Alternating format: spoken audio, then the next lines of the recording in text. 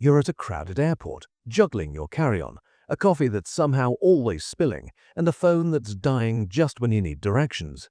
The guy next to you, let's say it's you for a second, spots a power outlet across the way, but instead of asking the person hogging it if you can plug in for 5 minutes, you just don't.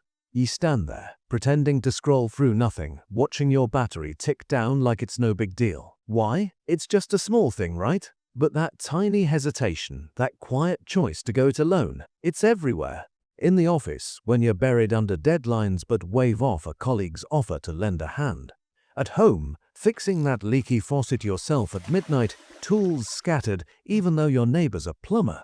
It's not laziness on their part. It's something in you that says, I've got this, even when you kind of don't. And here's the thing that might sting a little. This isn't always about being tough or capable. Sometimes it's a deeper pattern, one that started way back, whispering that relying on anyone else is just asking for trouble. Stick around, and we'll peel back why that instinct runs so deep, why asking for help feels less like a favor and more like handing over your safety net. Let's start with the obvious one. The type that looks like pure self-reliance on the surface. Picture this. You're that friend who shows up to move apartments solo, hauling boxes up 3 flights like it's a casual workout. Everyone else is pairing up, sharing the load. But you're over there, Tetrising furniture into the truck by yourself, sweat dripping, insisting, nah, I'm good. It's impressive, almost heroic in that American bootstrap kind of way. Think of all those stories we grow up with. The lone cowboy fixing his own fence. But pause for a second.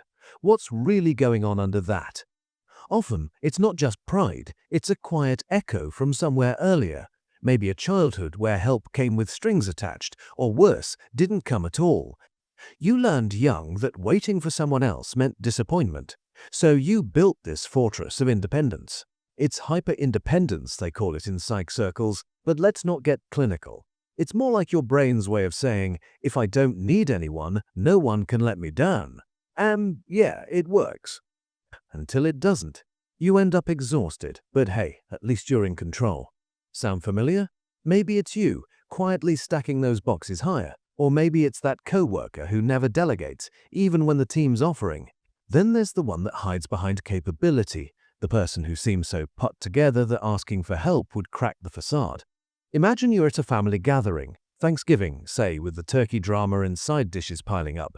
Your aunt, or is it you, is in the kitchen, chopping, stirring, timing everything like a pro chef, while everyone else chats in the living room. Someone pokes their head in. Need a hand? And you smile, shake your head. I've got it under control. But inside, it's not about the food. It's about proving you don't need the backup.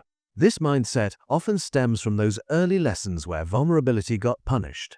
Maybe a parent who dismissed your pleas as weakness, or a school environment where group projects meant carrying the slackers. So now, help feels like admitting defeat, like saying, I'm not as strong as I look. The irony? You're probably the most capable in the room, but that debt of a favor, the unspoken, I owe you, it nags like a loose thread. It's not strength, it's armor. And if you're nodding along, thinking of that time you powered through a project alone at 2 a.m. But here's the twist, the one that flips the script on what we assume. We think these folks never ask because they're too proud or too skilled, right? Like, they're fine without us. But dig a little deeper, and it's often the opposite. They don't refuse help because they're capable. They refuse it because accepting it feels like stepping into quicksand. Think about that colleague who's always the first to offer assistance, fixing your computer, covering your shift. But when the tables turn, radio silence. You offer, and they brush it off with a laugh. No worries, I'll figure it out. On the outside, it looks generous, selfless even. But underneath, it's a trauma echo, where past reliability shattered. Maybe caregivers who bailed, friends who ghosted after you leaned on them. So now, a favor isn't just help. It's a potential trap. A debt that could be called in at any moment, stripping away your safety. It's not about ego, it's survival mode, wired to avoid that vulnerability at all costs. And yeah, it keeps you isolated, but safe in theory.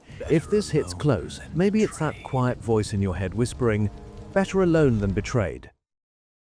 Speaking of which, if you're still here, Unraveling these patterns with me, maybe hit that subscribe button if you want more of these quiet observations on the weird ways we humans tick. Or drop a comment, who's the never asker in your life? Anyway, back to it. Another pattern sneaks in through perfectionism, the one where help means risking imperfection. You're prepping for a big presentation at work, slides polished, notes memorized, but your boss suggests looping in the design team for tweaks. Sure, you say outwardly, but inside, nope. You tweak it yourself, late into the night, because handing it over means it might come back not quite yours, flawed in a way you can't control. This one's rooted in those formative moments where approval hinged on doing it all solo, flawlessly. Maybe teachers who praised independent work, or a family dynamic where help equaled meddling. So now, asking feels like inviting chaos, like losing the reins on your own narrative. It's exhausting, sure, but it keeps everything buttoned up. And if you're the type who color codes your calendar but skips group brainstorming, yeah, that's the vibe control wrapped in competence. Finally, there's the quiet avoider, the one who ghosts the need altogether. You're at a party, glass empty, but instead of asking the host for a refill, you just nurse the ice cubes, chatting like it's fine. Or worse, you slip out early, citing traffic, when, really, it's the discomfort of voicing a want. This mindset often traces back to environments where needs were minimized. Don't be a burden, that old refrain. So you learn to shrink, to make do, because imposing on someone feels heavier than going without. It's not dramatic, it's subtle, like fading into the background to keep the peace. But over time, it builds walls, turning independence into isolation. Recognize it? That moment when you tell yourself, it's not worth the hassle, even as you wish someone would just notice. As we wrap this up, let these sit with you for a beat. Which one echoed a little too loudly? The fortress builder, the facade keeper, the debt dodger, the perfectionist, or the avoider? When did that, I've got this, start feeling less like choice and more like reflex? It's funny, in that not really funny way, how we convince ourselves it's strength, when really, it's just a story we tell to stay safe. Next time you hesitate over that outlet, that favor, that hand extended, maybe just notice it. No fixes, no judgments, just. Interesting, isn't it?